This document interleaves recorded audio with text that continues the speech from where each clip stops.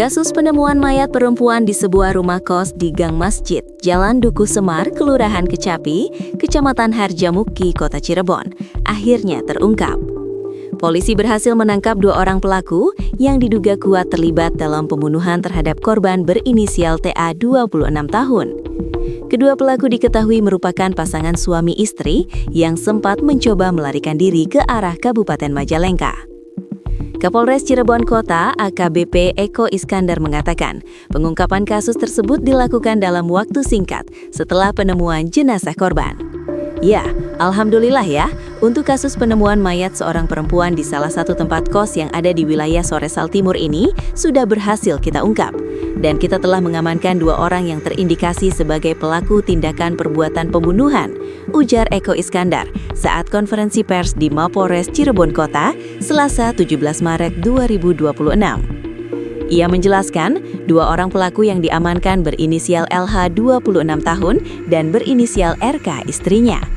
RK ini lebih tua, berusia 41 tahun ya, 41 tahun ke 42, ucapnya. Ingin menguasai harta korban. Menurut Eko, motif awal pembunuhan tersebut diduga karena pelaku ingin menguasai harta milik korban. Pelaku diduga sengaja memesan jasa pijat panggilan melalui sebuah aplikasi agar korban datang ke kamar kos yang telah mereka siapkan. Memang untuk motifnya, ini setelah kita dalami, hasil pendalaman awalnya suami istri ini ingin menguasai harta dari korban dengan modus memesan pijat panggilan melalui salah satu aplikasi. Jelas dia. Saat korban tiba di lokasi, situasi di dalam kamar ternyata sudah diatur oleh pelaku. Istri pelaku bersembunyi di kamar sebelah, sementara suaminya menemui korban di dalam kamar. Pada saat korban ini tiba di lokasi, istri yang berinisial RK ini bersembunyi di kamar sebelahnya. Jadi yang di dalam itu adalah suaminya LH bersama korban TA, katanya. Di dalam kamar tersebut sempat terjadi cekcok antara pelaku dan korban, hingga akhirnya berujung pada aksi pembunuhan. Polisi menyebut peristiwa tersebut tergolong sadis karena korban diketahui sedang dalam kondisi hamil 8 bulan. Nah, ini sempat terjadi cekcok di dalam itu, sehingga terjadilah perbuatan pembunuhan ini. Jadi ini juga termasuk pembunuhan yang sadis ya, karena korban ini semalam kita autopsi dan korban ini meninggal dalam keadaan hamil 8 bulan, ujarnya. Dari hasil pemeriksaan sementara, korban diketahui mengalami kekerasan di bagian leher. Yang ditemukan itu bekas cekikan di lehernya. Karena sempat dicekik, kemudian diikat pakai kain, sarung atau kerudung setelah meninggal. Kemudian kakinya juga diikat, diangkat ke dalam kamar mandi, kemudian ditutupi dengan tumpukan pakaian, ucap Eko. Setelah korban meninggal dunia, pelaku kemudian memindahkan tubuh korban ke dalam kamar mandi. Barang yang diambil pelaku pun terbilang sangat sedikit.